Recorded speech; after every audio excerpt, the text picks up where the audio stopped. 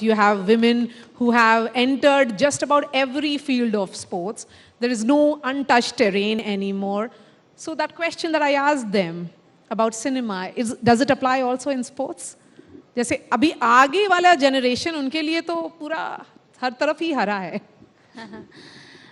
Yes definitely I think जो last generation है उन्होंने बहुत काम किया है जो अभी टाइम है उसके लिए because they work so hard कि शायद आने वाली जनरेशन्स को ये सब चीज़ें मिल पाएँ. एंड जैसे आपने अभी विमेन क्रिकेट की बात की कि अभी उनका जो IPL हुआ तो I think it's a good platform for women कि अभी ये स्टार्ट हुई है देन इसको देख के आई थिंक बाकी जो स्पोर्ट्स हैं वो भी शुरू करेंगे. एंड इमेजिन कि उस लीग में कितनी लड़कियां गेम खेल रही थी.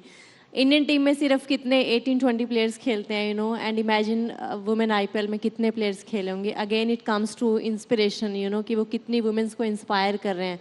एंड व्हेन लोग स्पोर्ट को देखना शुरू करते हैं सबसे इम्पोर्टेंट है. Then parents encourage their girls कि आप भी खेलो कल को आप भी कुछ कर सकते हो. Because in my case my parents always supported me. ऐसा नहीं है लेकिन जब मैंने स्पोर्ट शुरू किया तो कभी उनका ऐसा था नहीं कि हॉकी खेले because of the society and all कि लड़की है तो कैसे खेलेगी एंड कल को बैड नेम ही लेके आएगी हम सबको ना. सो आई थिंक वो सब चीज़ें अभी चेंज हो रही है and I am so happy कि वो चेंज का हमने वो देखा है अपने ना सामने कि हमने वो चीज़ भी देखी है जब लड़कियों को बिल्कुल इंकरेजमेंट नहीं मिलती थी करने के लिए ना. नाउ पेरेंट्स ऑल्सो अवेयर कि लड़कियां कुछ कर सकती हैं स्पोर्ट में. एंड कॉरपोरेट्स और मे बी जितनी भी एसोसिएशंस हैं they want to do something for the women कि हम लड़कियों के लिए और क्या कर सकते हैं. I interviewed you after you had returned from Tokyo Olympics, you and your entire team. It was about the journey of several phenomenal women. And when you look at the journey of multiple other women and in the field of sports, it's been one hell of a journey for women in sports in India. कैसा लगता है कि वो बस जज्बा है कि कुछ करके दिखाना है? First of all, I would like to thank News 18 for giving me this opportunity on this great platform.